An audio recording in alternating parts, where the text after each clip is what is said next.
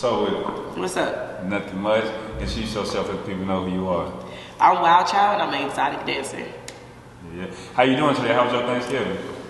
Oh, it was fun. It was nice. You know, it's always nice to be around the fam, the love. Yeah. Now, you know, you started off, you said you were exotic dancing. Yep. We'll talk about that a little later in the interview. Okay. But I just want to highlight your, is it a fashion line? Yes, it is. I drop collections. Yeah. Okay. Is it like kind of like similar to what like Fashion Nova does? Yeah, I know you got the recent collection. Is it Denae's collection? Denae's collection. Honestly, it's supposed to be seasonal. Like in the fashion wear, they drop pieces every season. But since I'm just getting started and I'm just taking my time with it, I drop pieces once a year, maybe twice. But I've only been doing it 2 years. I dropped one last year and I dropped 2 this year. So it really depends on how I feel and what mood I'm in. Now, how has business been for you since you started doing these collections?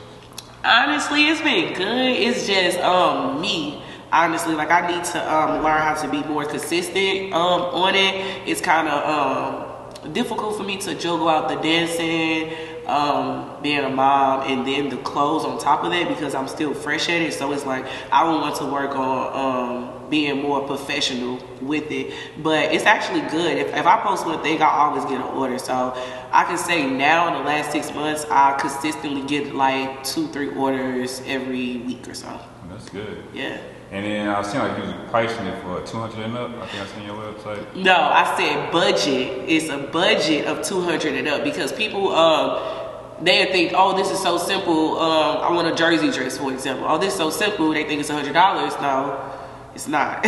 So just have a budget of 200 and up. Be expecting to spend more. I really want to say 5, but I just put 2. And just because you actually sitting here, you're a seamstress, so you're sitting here making custom designs for these people sometimes. Correct. Okay. From scratch. So that means I sit down with you, you talk to me about what you want. I can either sketch it out or you can send me pictures of how you want it. But I always let people know I do not copy flat out other people's work. We can make something similar, but I don't copy other people's work. And then, I get started, set up the first fitting, boom, come by the second fitting, you'll be done. What was your most challenging fabric or piece of clothing to make? I don't even remember the name of it because I hated it so much and never wanted to work with it again. But it was kind of like I just did it for this girl's birthday. I don't even know. It was like boxes. It was like it came out off the fabric. It was like 3D type of fabric. Mm-hmm. It's like you could feel like I get what you're saying. Like yeah. And I made her, it was a 3-piece, thank God it wasn't a whole outfit. It was just pieces that I put together. But I can't even remember the name of it, but I hated it so much. It's silk. I hate silk with a passion. Because it just tears. It's like one wrong move and it'll mess up the whole outfit and I'll have to start from scratch. How was support like versus a Gucci or, I know you say you don't have a brand, but you have a collection basically. Like, do people support you like they was like you basically saying to have a budget of 200 and up? Are people like competitive as far like they don't want to spend that much? They don't like versus like they'll spend it with Gucci or something like that. Do you have those problems? At first I did, but since it's been consistent, no, because people see more of my work. When you turn a purse into a jacket, or you can create a purse, or I can create a lot of things. It's like, oh, I kind of get it. She's worth what she's doing because I'm showing my work. I'm showing what I'm capable of. And if I do not deliver how my customer wants me to deliver, I'll always make sure I can make up for it in any type of way. For she won't be unsatisfied or he won't be unsatisfied walking away from me. Did you have to go to school or do any schooling for this, or just all self-taught? I would say first, I feel like it's genetics because my grandma and my mom sew, and they never showed me how to do anything. But it was like it came easy to me. And when I was younger, I didn't really realize it, but I was in a quilting class in elementary school, middle school. I took a sewing class. High school, I took a sewing class like 3 or 4 times. So naturally, it just came. It's not something that I woke up and was like, oh, I love to do this. Oh, I want to do this. It's just something you just been doing. Yeah. Okay. So basically, just self-taught. Yeah, basically. Yeah. Now, as far as the dancing lifestyle, do you use that like how for like you say Players Club with Diamond use that to pay for her tuition at school? Is it something that funds that your business on the side? My business, the clothes don't really fund the business because the customer funds the business because you give me a deposit for the fabric and everything. But Well, I'm correcting myself. Did that help to start off of it? Is what I'm saying of the business. Actually, no, it really didn't. I just really just posted something I made for myself, like church outfits my grandma wouldn't let me throw away, so I got mad one time. It was actually around prom. I got so frustrated because I got put out of school around this time, and my granny didn't feel like she wanted me to go to prom. So I'm like, oh, I'm going to prom. So I took a whole bunch of old church outfits because I was raised in church, and I just cut it up and made my prom dress. And ever since then, it was like I made a big piece from the beginning. So it was like everybody already knew, like, oh, I need you to make this. I want you to make that. So it was like my supporters helped me. Gotcha. Yeah. Speaking just like you said, make your own outfits. Do you make your own attire when you dancing? I seen like one you had like a angel thing, angel wings or something like that. I think used you to. had like a day. Right. Okay. Yeah, I did get creative with that, but see, I got a lot of backlash at first when I did used to make my outfits because people, my style is different.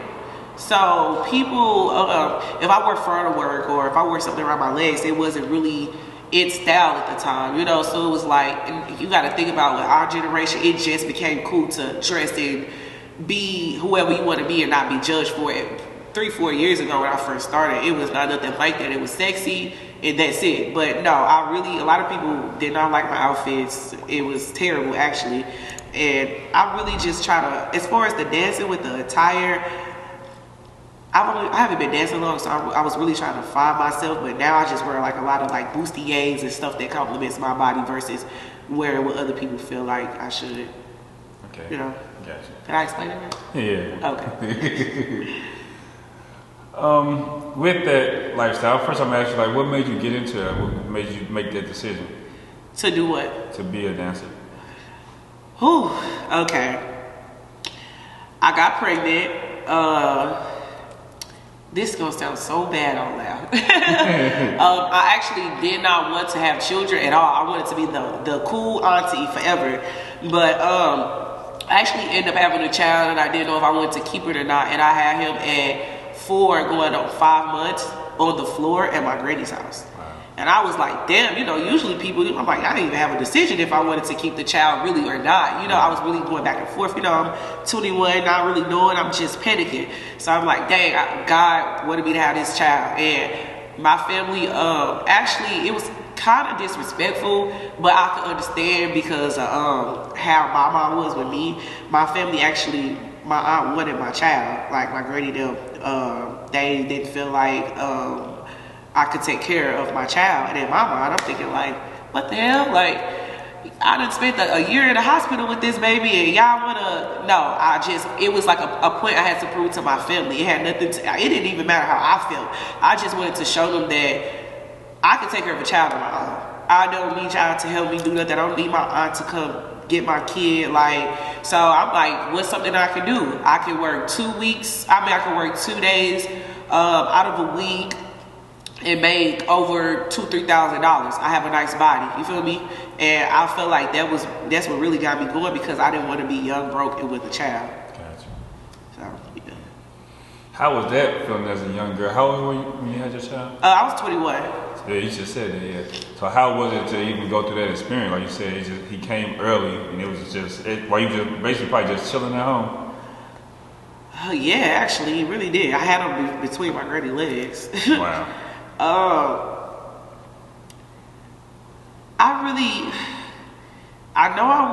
I can't even really, I'll be lying if I say I could tell you exactly how I felt. Just at the time, I just knew it didn't really matter how I felt. I just wanted to get stuff done. It was like, I wasn't really dwelling. Of course, I had my moments where I broke down crying and I was going through things like, you know, but I always wipe my tears, be the opposite of my mom, get it done. It's nothing to cry about. It's nothing to complain about. It's nothing, because I went all my life with crying about parents not being there, my sister passing away, you know, getting put out of school. And it's like when I had my son, he really put me in go mode, because it was like, all right, now it's time to stop. Like, you want something, go get it. Like, he really made me just be like, fuck it. Gotcha. You know, so yeah. And you say you chose that basically to help, you know, have you, so you can have more time with your son and still make a lot of money. My so son had like four or five nurses when he first got out the hospital, and I couldn't work no regular job. I tried, and people were mad at me because they was like, "Oh, you can sew, you can do hair, you can do this," but I work at a same. I tried to work at a grocery store off Lindbergh, but you gotta think about it. Oh, catch the bus to Save a Lot, then catch the bus all the way back to the south side because he's at Cornell Glidden. Then I got a high risk daycare. Then I gotta, like, it wasn't realistic for me at 21 to be paying bills, being there to support him, and have a regular job. It just it sounded ludicrous to me. So I just went around it. Did you have like support like from the father maybe? Yes, I did at the beginning, but it's really my actions and my I feel like my decisions kind of made it. You know, I won't blame him at all. I'm not gonna lie, I would not blame him at all. It's honestly my fault because of how I went about things and handled things at a young age, and we still working on some things, but I totally blame myself for that. I hope my son don't resent me for that. I can relate to that. Okay? Yeah, most definitely can. Okay. I'm just go back to what you said about as far as why you chose it. Also, it's like you said, you can make more money, like 2,000 in a night. Yeah, at first I really wasn't making like, I do now, but at first I wasn't making like $1,000, $2,000 a night. Yeah. But still, I would always make at least more than 500. And I remember when I first started, I didn't always touch 1,000. With the first 1,000 I touched, it was over with. Yeah, it was just over with. But it was anything, $500 in a night. I make 500 Friday, 500 Saturday, 500 Sunday. That's $1,500. I got my rent and I got money to put food in. Like, I could do a lot with that, you know. So it was still at 21 making $500 in a night versus 2 weeks. Great. Yeah. Man, but what's the most you ever made in one night? The most I ever made in one night, I say 60. No, I'm lying. My birthday, 13. Damn, 13,000. Yeah, and I really. Damn. Yeah, but that's crazy because people, it be dancers older than me that's been dancing longer than me, make 20, 30. You know, so I'm just getting started. This is like my third year. Really, I'm gonna say 4. I want to say 4, but the first year I really was just try and stop. But consistently, it's been 3 years. You know, so I'm really a baby to this. Like, girls make way more money than that. Yeah.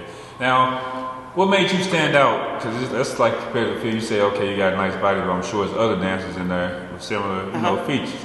What made you stand out where people gravitate towards you? For you can be so successful because anybody just go, you know, throw their money out to know anybody. That's true. Most dancers, well, I'm humble. I have great energy. You know, I'm not really a nasty person. Some people give me nasty nice. They say I'm nice when I want to. But I just really feel like it's my energy, what I bring, my demeanor, how I am as a person, you know, because I don't get lost in that type of environment. You know, I'm not in the back snorting coke or selling, you know, I'm generally being myself, you know, and for a long time I didn't even smoke or drink at work, you know, like not most dancers, but some dancers really go through a lot. That's the reason why they're there. I wouldn't say my son wasn't a lot, but I felt like this was a job for me at the time. Some girls, this is their lifestyle. Gotcha. So it's a difference. I don't carry it like I need to do this, you know? I just carry it like this is a stepping stone to where I need to be. So I don't probably cherish it as much as people who got businesses. I'm using this money to actually fund my business, or I'm using this money to pay my bills every week, or this is how I support everything in my life. So I feel like that's probably why, because it's kind of hard for women to hide true emotions. I give that a lot. Regular strip club has shown me that. You said what did? Women can't really hide their emotions. They're like, even if they don't say it, their demeanor give off a different answer than their mouth. Gotcha. So I've learned a lot about women working in a strip club. Have you ever had like a Ronnie and Tricks type moment? Like, how they in Player Club, they were the girls who was on, like you said, and that was their lifestyle versus just being a place you come in to work at. Like somebody was, I was how they did, like they say, when they had Ebony, they tried to turn around where Ronnie did anyway. Now, even with the situation with Diamond in the movie, did that type of stuff go on in the strip club? Where they prey on new dancers? No, I would say it's actually the opposite, because maybe that's just in St. Louis though, because I've traveled and it's be a different vibe. Nah, these St. Louis dancers here, that's some go-getters. Nah, hell no older dancers in St. Louis, from what I've met, need younger girls to make no money at all. They may like them, recruit them, like, oh, just cause I like you, you get money, but they ain't on like the scandalous shit. Nah, people like Callie, Baby Doll, Diamond, Star, B, like them type of girls, like they don't even need each other to dance to make money. They can make it themselves. Have you ever experienced like a scary moment throughout your time? Hell yeah. Hell yeah. I have nobody follow me home, but because social media is different. I was, and that's another thing I could say too, I was popular before I was a dancer. I used to fight a lot in high school.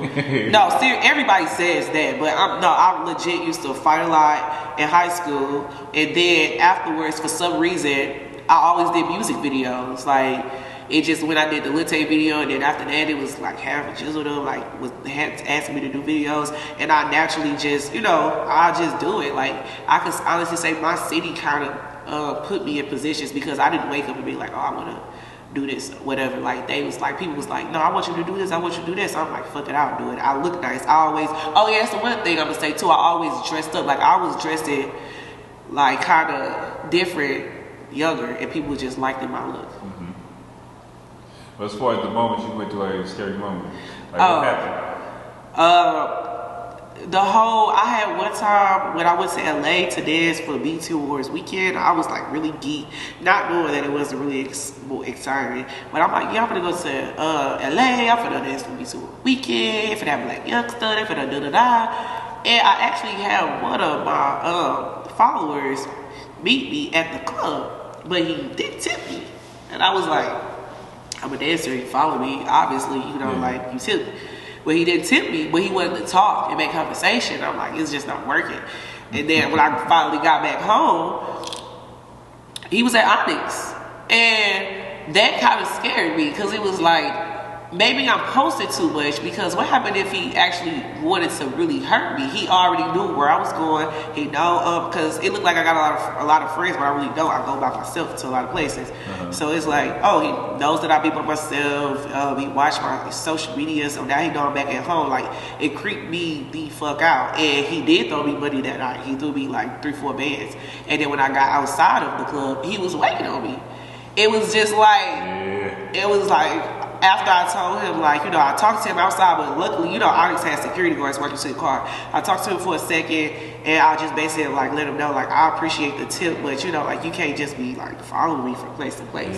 He's like, I just want you so bad, I don't know what to do. And I was like, I let him know I felt uncomfortable. And I actually never spoke to him again. Yeah, that is a little too far. A very alarming. Yeah. But he was actually a cool guy. Maybe he just really liked to be. Maybe it was really what he said. Like, he liked to be. He just didn't know what to do. Gotta handle it. Have you ever heard of Kevin Samuels? Yeah. You never heard of Kevin Samuels?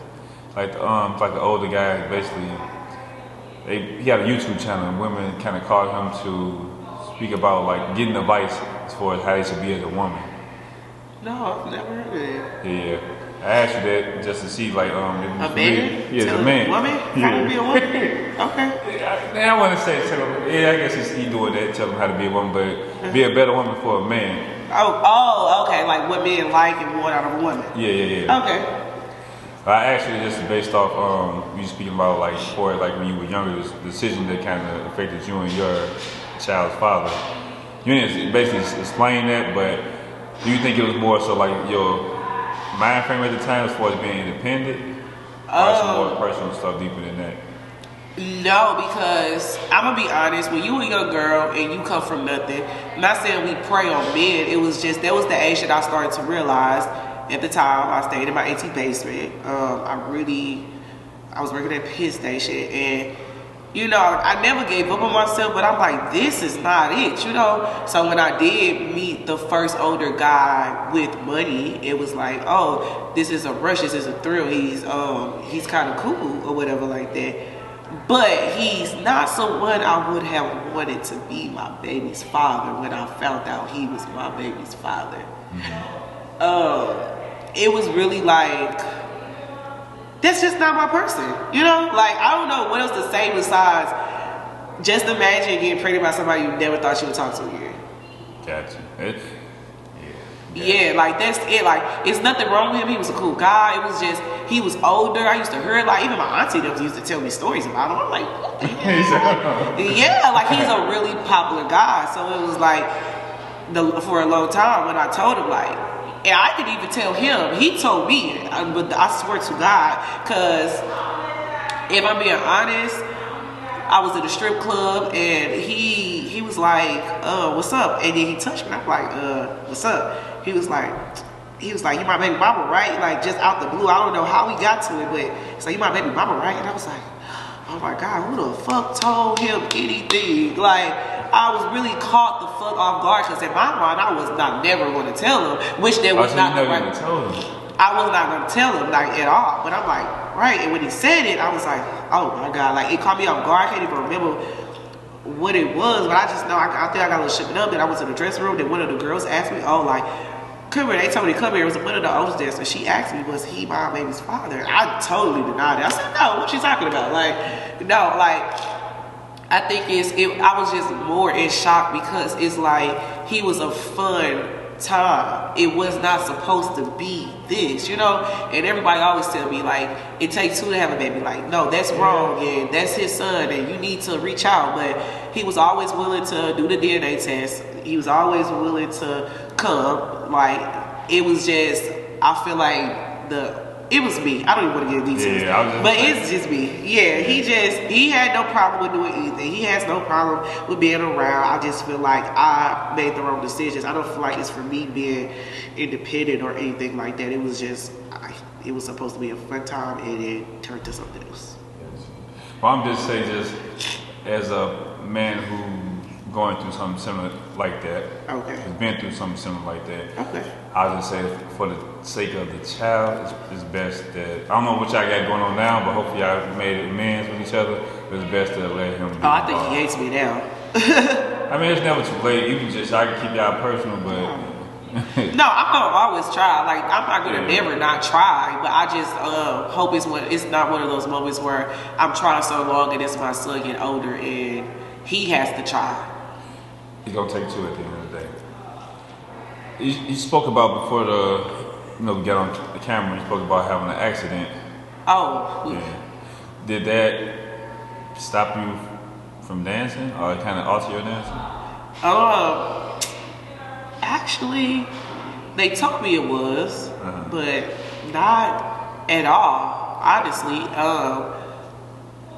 it actually really, it stopped me. Of course, while I was going through what I was going through, I had to give my body a rest, because I broke my back. I had 4 screws in my back, 2 screws in my ankle. So I just had to chill out for about 5 months, for real. But coming back, doing pole tricks, doing this, my doctor would kill me if he found out. But because they told me 6 months, but was recent, though, right? Yeah, it was in June. Yeah. They told me I wouldn't get. No, I said 6 months. Yeah, it's been 6 months.